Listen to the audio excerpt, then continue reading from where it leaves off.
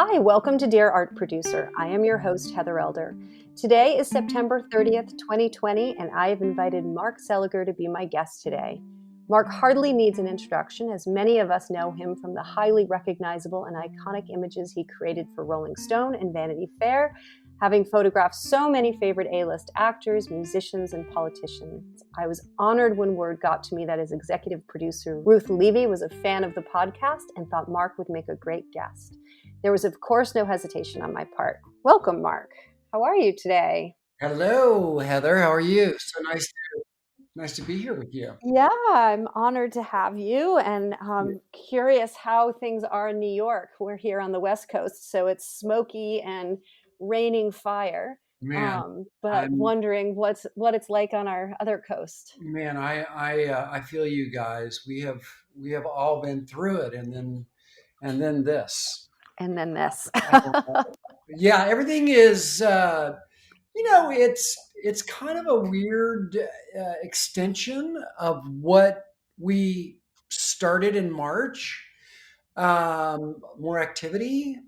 We are into fall, so it's that kind of perfect New York autumn, Indian summers, and so we're enjoying the kind of the seasonal change, but obviously there's this continual amount of anxiety, I think, with people that is like just not knowing.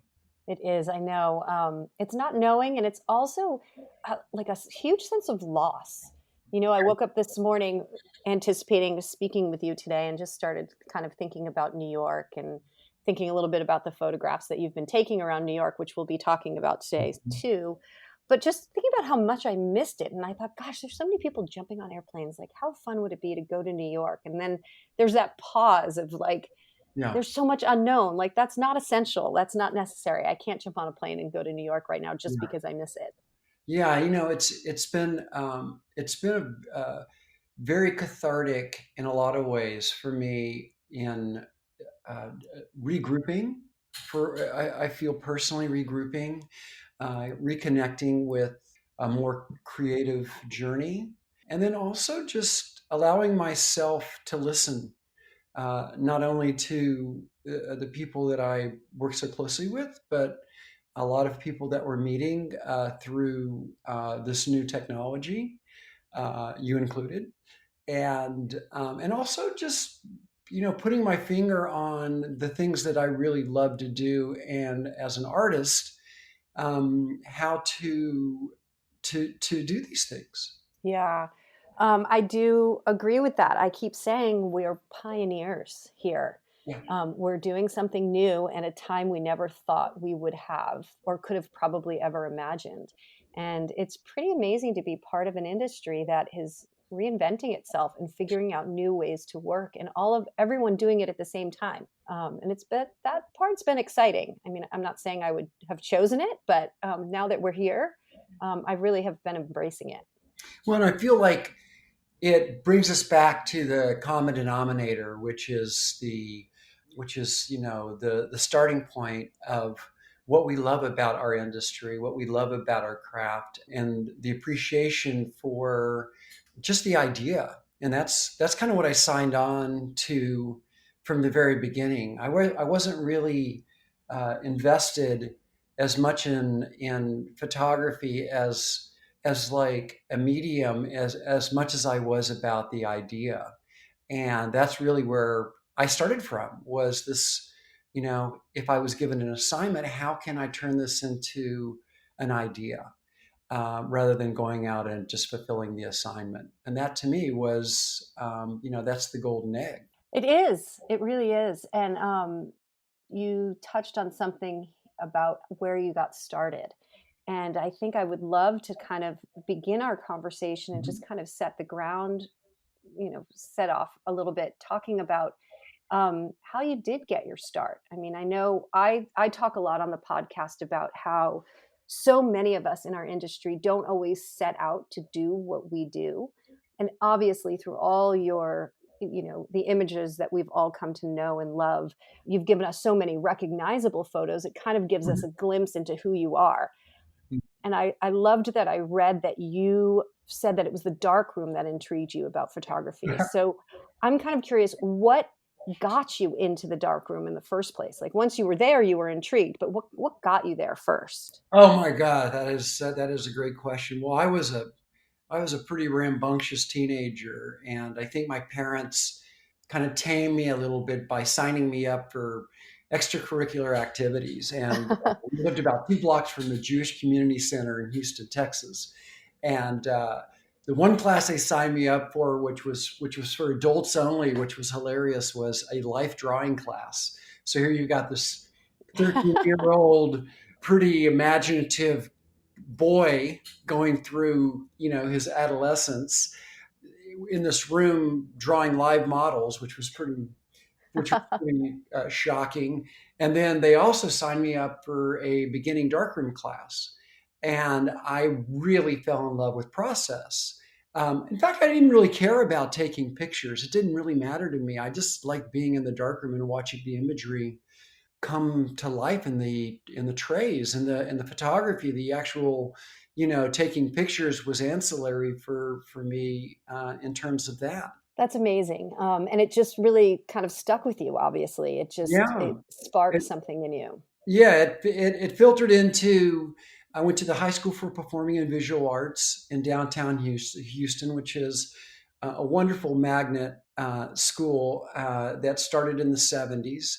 And then I was in their media program, which had a year of photography. I worked for this wonderful man in my senior year, a gentleman by the name of Fred Damon, and he shot weddings and conventions, and he called it grip and grin.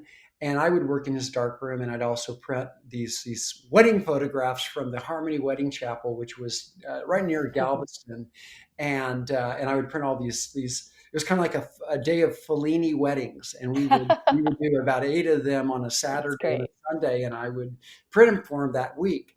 And from there, I went to East Texas State University, which was a pretty small school up in East Texas.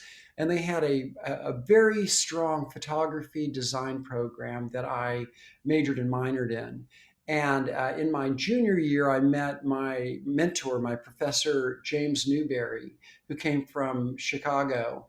And he was focusing on alternative darkroom and documentary image making and history photography.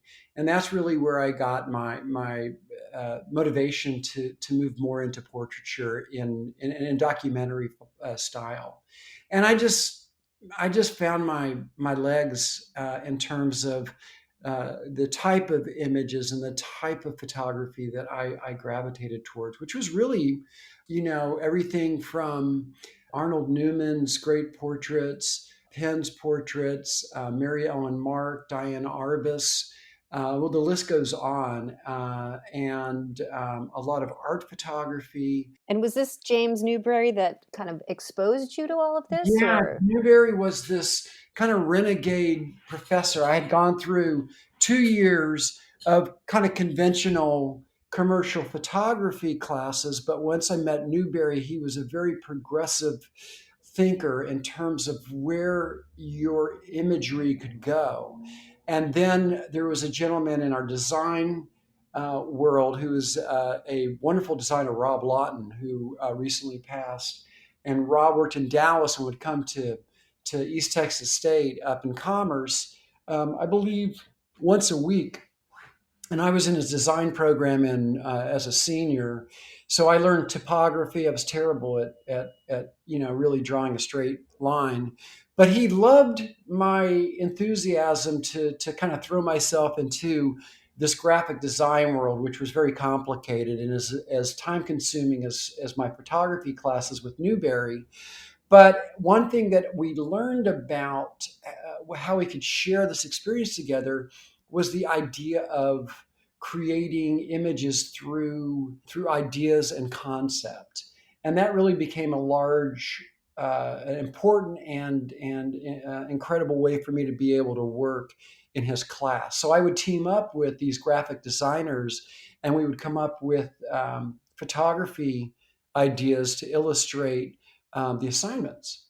Oh, that's so interesting. And it kind of parallels what you and I were talking about when Mhm. we spoke previously to this interview. We talked a lot about the idea of access and Yeah, how much, no matter how talented you are, the access you gain for yourself or maybe you receive from others, like you did with James Newbury, or even the access you give to others is yeah, really key in the role of, yeah, of the success of a photographer. yeah. It makes me wonder, do you have a story that you can share about, maybe gaining or giving access early in your career beyond James and Rob that kind of helped influence your success? Or do you think that that might have been the like biggest, most influential way that access? Well, I remember that I was also at the same time doing kind of a senior program on, I guess you would call it would be sort of considered your thesis when you were leaving. But I was creating a body of conceptual imagery that was more editorial based. So I was really starting to think about, well, what does editorial mean to me? So it was thinking about magazines and illustrating articles.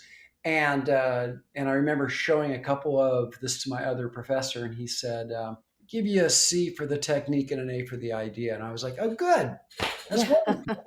Then I'm off and running, and so I would say once I went back to Houston to work as an assistant, I quickly realized that that was not where I needed to be. And through a good friend of mine, Brian Kuntz, who had spent some time in New York, he pushed me to go and spend 6 months in New York. And once I got here, I realized that I was home. I had found this new place that inspired me, and that really gave me access to a lot of information.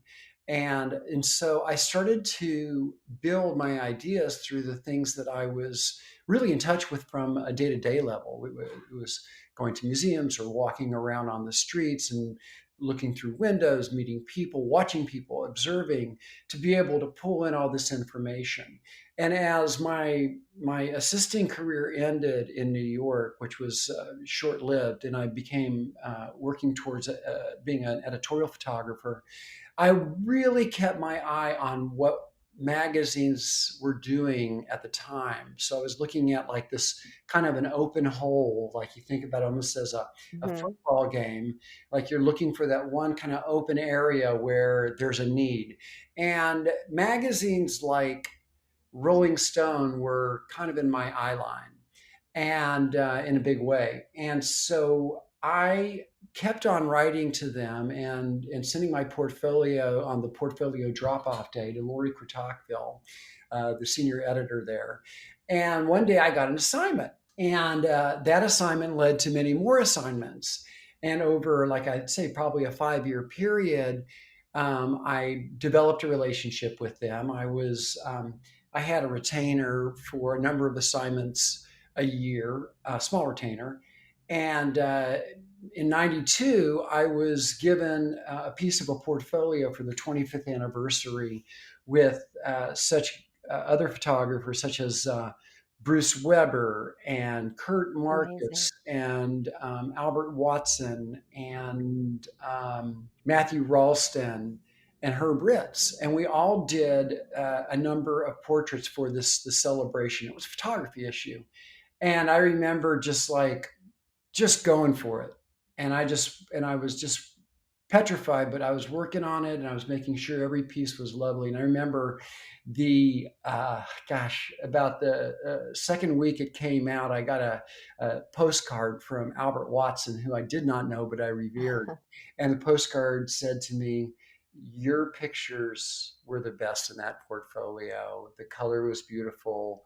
Your sense of humor, it Wow. was just." And I literally like just, I had to pinch myself. I couldn't believe that somebody took the time at that level to really acknowledge the hard Yeah. work. To write you a card. So I would say in the next 6 months, I get a call from Lori and from Fred Woodward, who has been my longtime partner in the creative world. and they said, we got to have you come up here. There's something we need to talk about. And I went up there. I thought, boy, I'd really messed up something. And they took me out for a drink, and they said, hey, Jan wants you to become his chief photographer. He hasn't had one in 13 years. And I was like, my gosh, are you serious? And he goes, yeah, he wants you to be full time. And that lasted for 10 years. Wow. From 1992 to 2002, I was their chief photographer, and I was just dedicated to whatever they wanted me to do, and the assignments came through.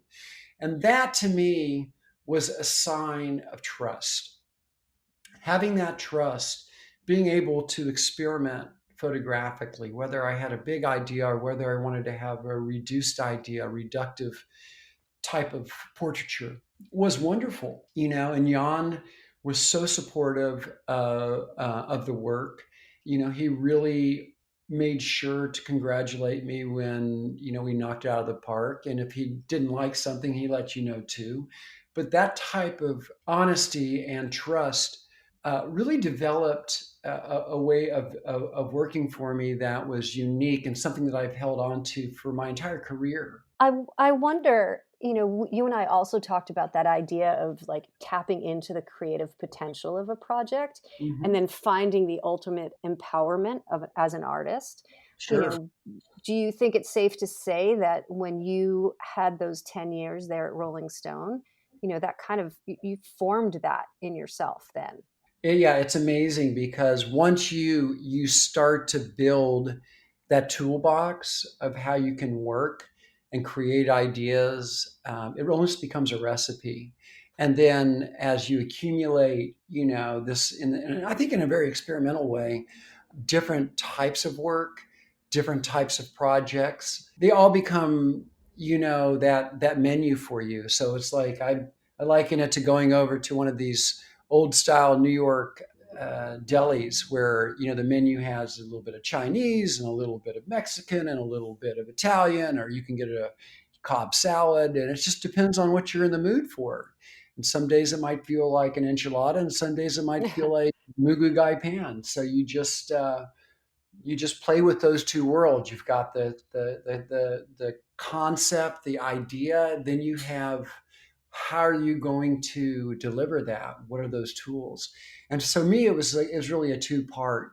And process was also uh, the other 50%. And what I mean by that is, I would go out and shoot a really, really simple portrait for an assignment. And then I might spend 3 days making the ultimate print for that. But I knew that the only way to translate what I saw in my head was to spend the time in the dark room and take all those tools that I gained when I was at the Jewish Community Center and through Newberry's class and fine tune what the image was. Wow. Okay, so how does that translate into how you work today? Same way, Yeah. same way. I would say even now, more so than ever, I really rely on the idea first and foremost. And as we go into content, as opposed to just fulfilling an editorial assignment where we are shaping multiple layers of information, of visual content from motion to film to Instagram to still imagery. I create a whole language through ideas in order to be able to communicate the same way. It's just a different set of tools. I think that's such an important point and something that we should probably stress and talk a little bit more about is, when you were an editorial photographer or, anyone years ago when photographers were out there shooting on assignment, you were delivering imagery for a project, whether it Mm, be commercial or editorial. Now, as a photographer and filmmaker, you're being asked to fill so many different channels with sure. content. And that's very different than an assignment, or Right. shooting towards a story or a layout. And I think Mhm. it's really important for people to recognize that there's a different dance and a different language, as Yeah, you say, to make that happen. And I yeah, think it might go back to that idea of, tapping into the creative potential and the empowerment of as an artist, because you really have to think very big picture about how you're going to get all of that done yeah, in the time constraints that you need and provide the amount of content that's required of you. yeah. Well, that wasn't a problem for me because typically the way I'd work when I'm in an assignment, a magazine assignment or a commercial assignment, I'm doing 4 or 5 different setups to figure out what it is that's going to be the ultimate image. So that was sort of like, I don't know. That was not uncommon in terms of being able to produce many different types of imagery. I think what is so important now is being able to understand what the needs are for your particular client.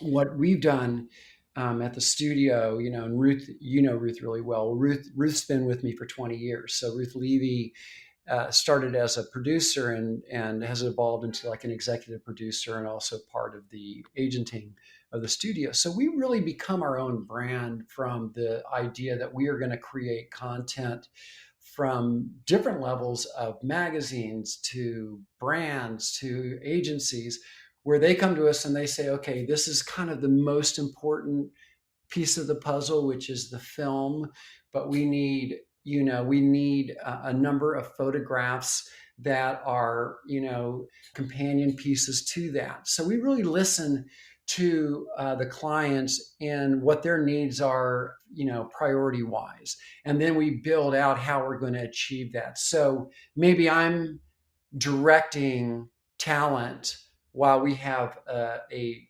DP or my assistant is shooting the film. So we try to keep it very nimble and very internal.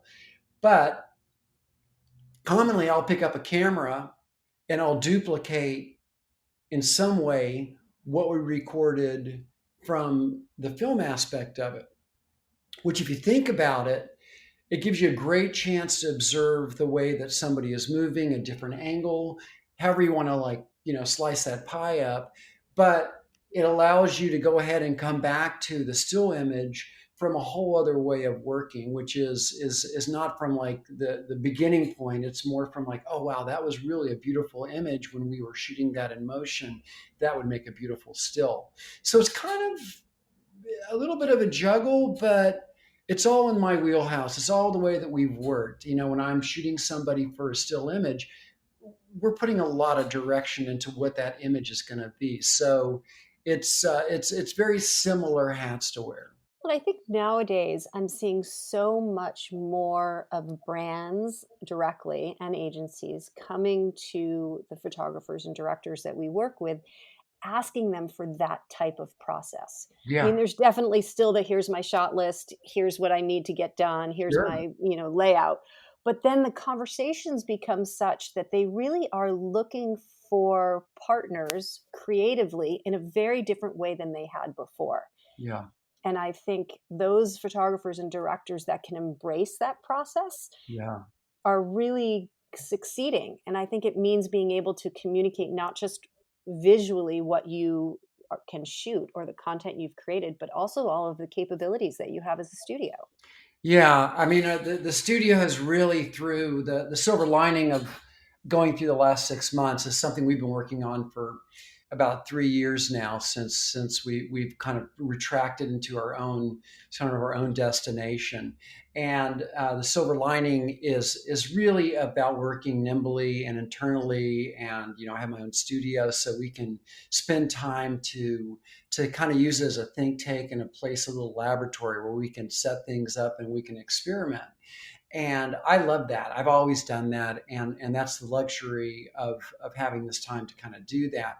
What I find with a lot of agencies and brands and clients in general is we're coming into this time of authenticity, and that's so refreshing because though I love theater and I love fantasy, and I've done a lot of big production over the years, working with wonderful editors and magazines and agencies.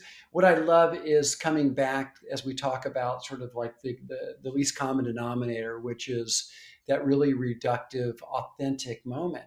And over the years, yeah, I've done a lot of self-assigning in documentary and going back to kind of my Newberry roots and producing a couple of books, one on really right outside my front door, which was a curiosity of documenting Christopher Street as I could see the theater and the streets starting to be affected by the gentrification of the neighborhood, and I really wanted to document what was going on, and I didn't know where it was going to go, but it turned into this transgender story, and we Hmm. met lots of these It's beautiful. incredible people in the neighborhood who I'd passed, but I never had a chance to talk to, nor did they talk to me. And we got to know who they were and why the area was so important to them, and why the neighborhood represents such uh, an important place for LGBT. And I've always felt like that was my job as a photographer, was to document and to record things as we move through our career. And when I see that start to be a part of the conversation that we're having now, in terms of our own, social injustice and conversations that are happening in just, our day to day, it's great to see it start to move into the way people communicate in advertising and messaging and brands. And it really opens a door to a lot of different ideas. It really does. And I think it doesn't often happen that an entire world shares that same sense of humanity at the same time, right? We were all going through something at the same time. And Well, it also now, gives you, yeah, not to interrupt, Heather, oh, but it sure. No, also that's fine. gives you, and I think this is really like a wonderful beaming light in sort of what we're dealing with in terms of like questioning, is it gives you purpose, Hmm. right? Like there's nothing better than knowing what purpose is. Absolutely. And I feel like, that's why I stuck so closely to a lot of editorial over 2.5 decades, was because there was a purpose to what I was doing. It was not only an assignment, but it was like my own personal interest in culture and pop culture and telling stories and being a part of whatever was in the mix of conversation. And I was learning so much myself, more so than if I was just doing a fashion campaign. But at the same time, when I would have those opportunities, I would learn so much about, the way that a brand thinks. But I think purpose gives you an invitation to explore new ideas. Well, kind of drafting off of that, tell us a little bit about the project that you took on when you first went in quarantine. There's definitely purpose there, and you were for sure reflecting on what was happening in the world by photographing the, streets of New York. Well, I mean, it was mind blowing being in New York in the middle of March. It's like nothing I've ever experienced. I remember running to try to go buy a rowing machine for my upstairs just because I knew gyms were going to close. And I was like, I have to have a way to just get rid of all this energy that I have. And a car went speeding by me as they were announcing New York is shutting down, and I literally was 3 inches from getting hit by this car, just like ripping right past me, and I was just like, "Whoa, this is right out of what is the show I'm thinking of? Oh, Better Right out Off of Dead. No. Right out of Twilight Zone. Oh, okay. Yep. We're at a Twilight Zone. Like it was kind of like, are we experiencing the end of the world? Well, I better get the rowing machine immediately, and I need to buy lots of coffee. But I went back, and the studio was going remote, except for my assistant, who essentially was quarantining with me, in terms of just work. He was going back, and we were kind of talking about seeing if we couldn't, do some projects around the studio. But then he went and went remote, and then I thought, okay, let me figure out what's going on here. And the city was going through this incredible change, which was springtime. And I remember driving through the West Village and seeing the trees in full bloom. The streets were wet from, the sort of spring showers. And I thought to myself, this is intoxicating. The city right now, it's completely empty. You could hear a pin drop except for sirens, which was shocking. Eerie. But it immediately pulled me into documenting, and I started to take pictures. And after a few days, I get a text from Davis, hey, I'm being really careful. I'm in a car, I can drive into the studio. I'd really like to come back and just kind of keep things going. So we just started to meet at dawn and go around and photograph all over the city. We would drive up at sunset to the Bronx. We'd meet pre-dawn over on the Brooklyn Bridge, and we would capture the city at rest. And we called the project immediately on the city that finally sleeps. And I don't know. I felt as if New York was just taking a big break. Like it just needed to rest and to, Yeah. recoup. And you could really see like the beauty of the city unfold from the emptiness of it. And that led to a lot of different places that we would visit. We started to experiment in how to kind of artificially create, these landscapes where we would light certain aspects of them, so there would be this kind of weird, surreal feeling to it as well, haunting.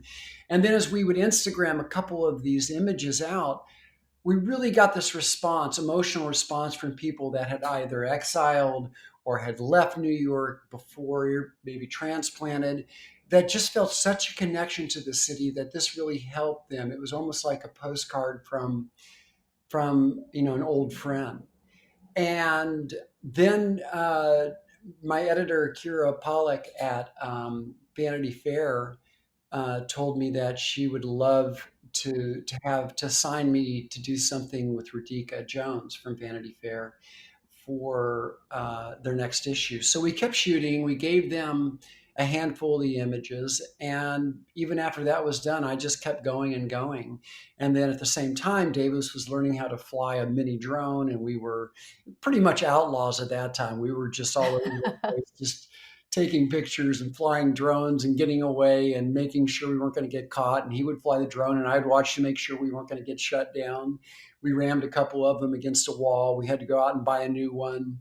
It was really kind of fun, just good, clean And fun. what are the plans for the images? What So do you? the images, we're working with um, a wonderful New York-based foundation called New York Cares, and we're putting together a portfolio of these images, actually two portfolios of these images, a donation from a very lovely man, my friend Bob, who owns Brilliant Press, put these together for us. And then we're going to sell the portfolios to give the proceeds to New York Cares, which is doing an incredible job in feeding and watching over the city.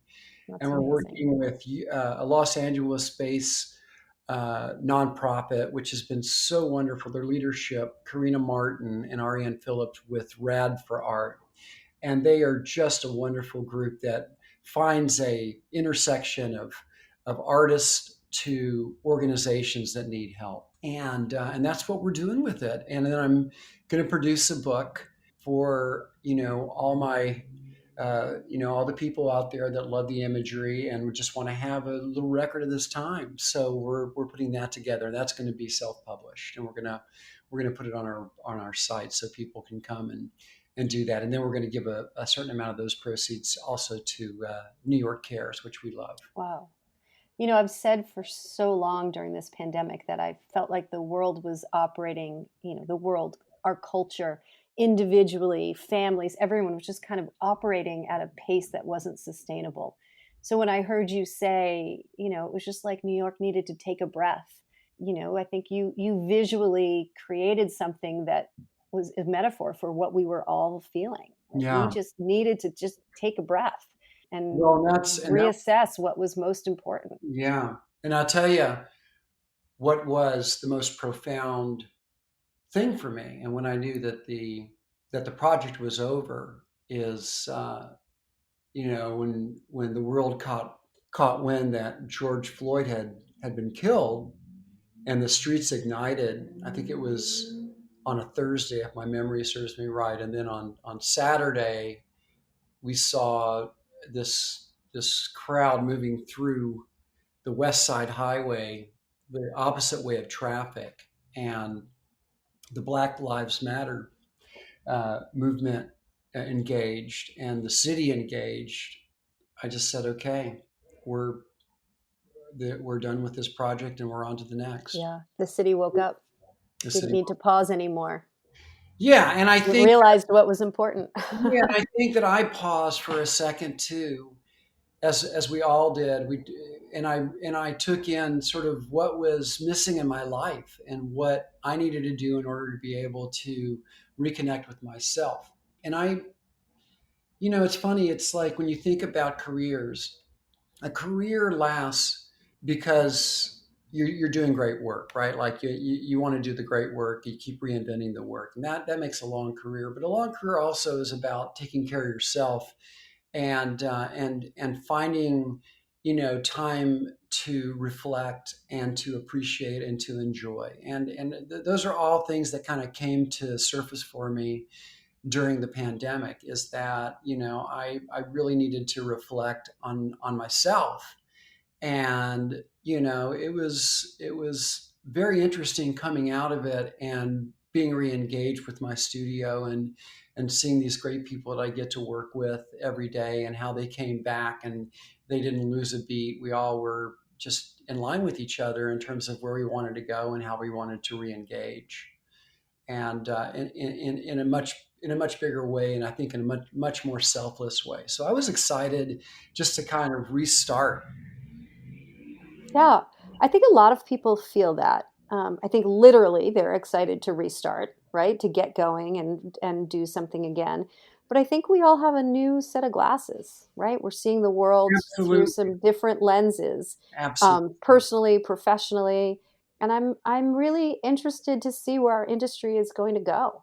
And what are your predictions on that? Do Well, you? my prediction is that it's gonna, and I kind of come back to what we started with. It's all about the idea. It's about listening to people. It's about having that kind of human contact and that empathy that it takes to be a part of this conversation.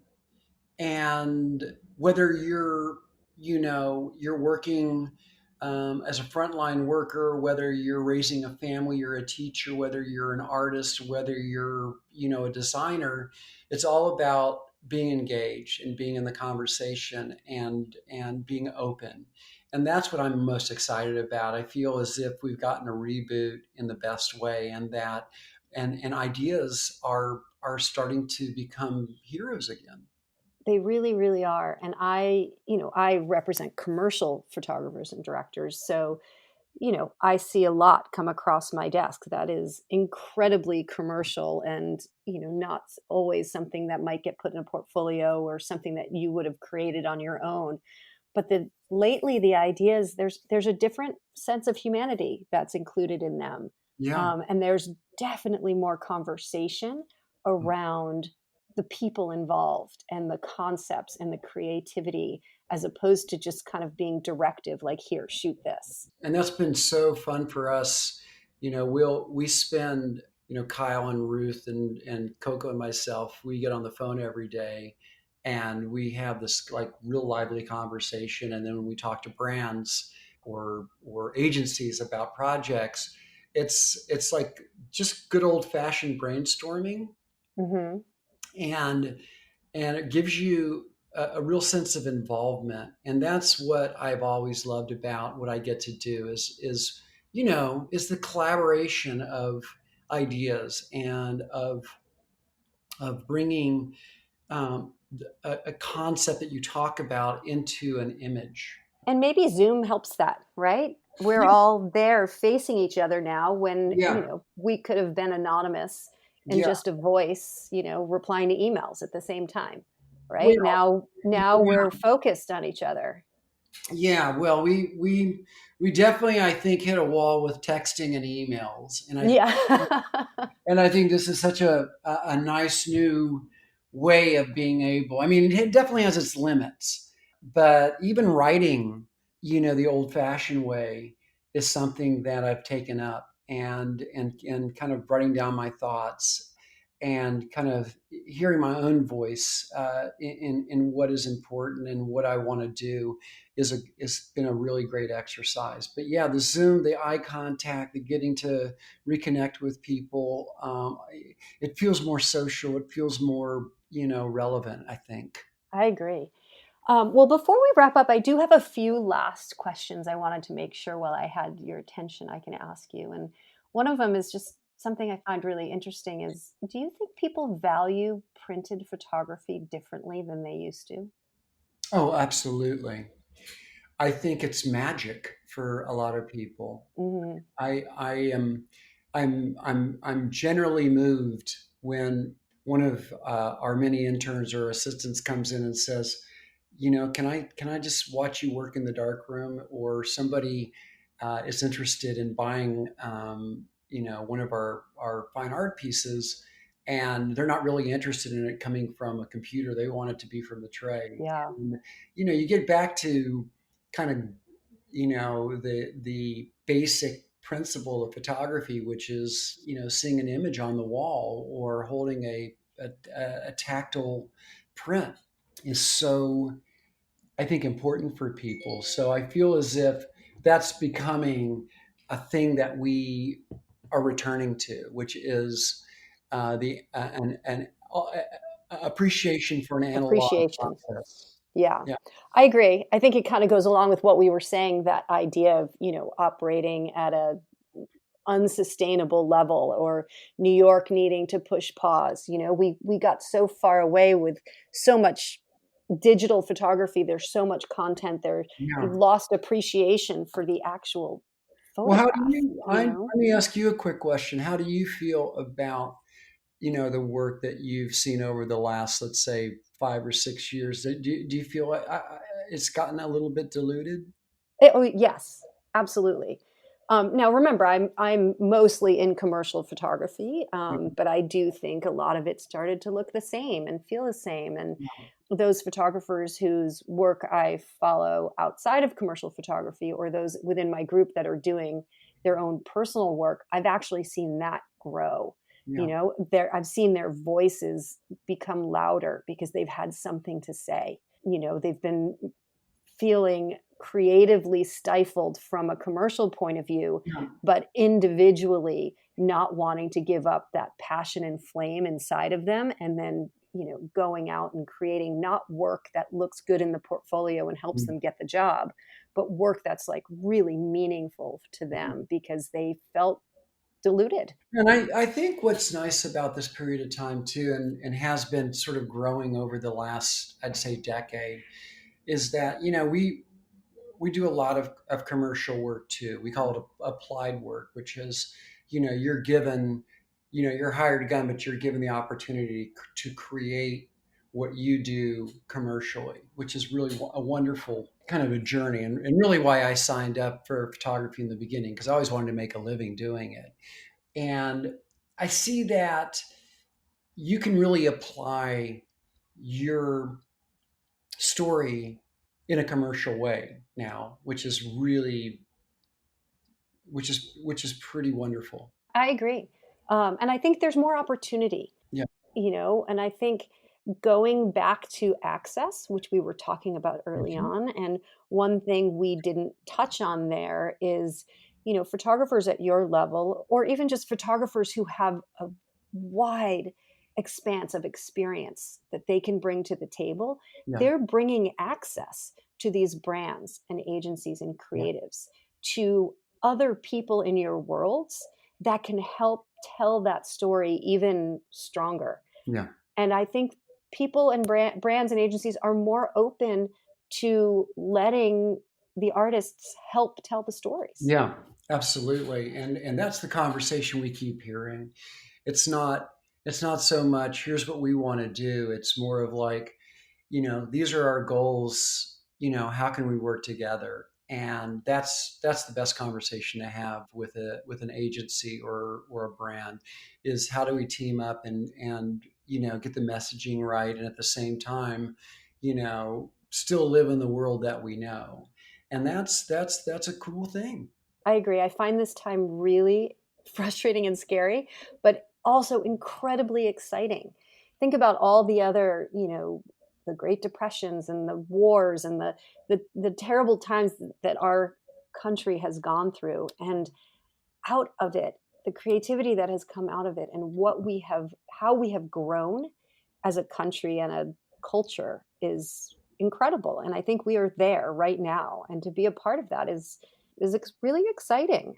Yeah, the next time you wander into a beautiful museum or go see a ballet or hear a piece of music live, it's gonna just taste so good. It is. There's such an appreciation for it. Okay, so before we end, I know Ruth would not be happy with me if I didn't ask the two questions that I always ask everyone at the end of the podcast. Absolutely. Um, the first is, if you weren't a photographer, what would you be?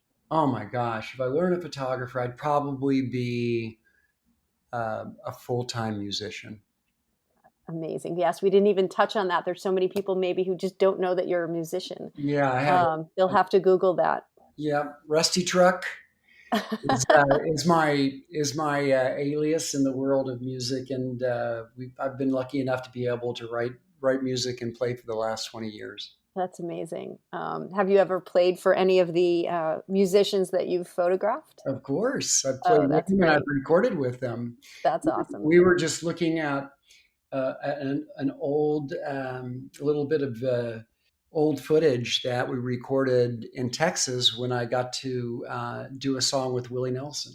Oh, wow. That's amazing. Oh Yeah, my gosh. How I would exciting. say that was a big highlight for me in terms of just life experience. Oh, that's awesome. Okay, and then finally, what is your favorite thing to do on a Sunday? Oh, favorite thing to do on a Sunday? Super simple.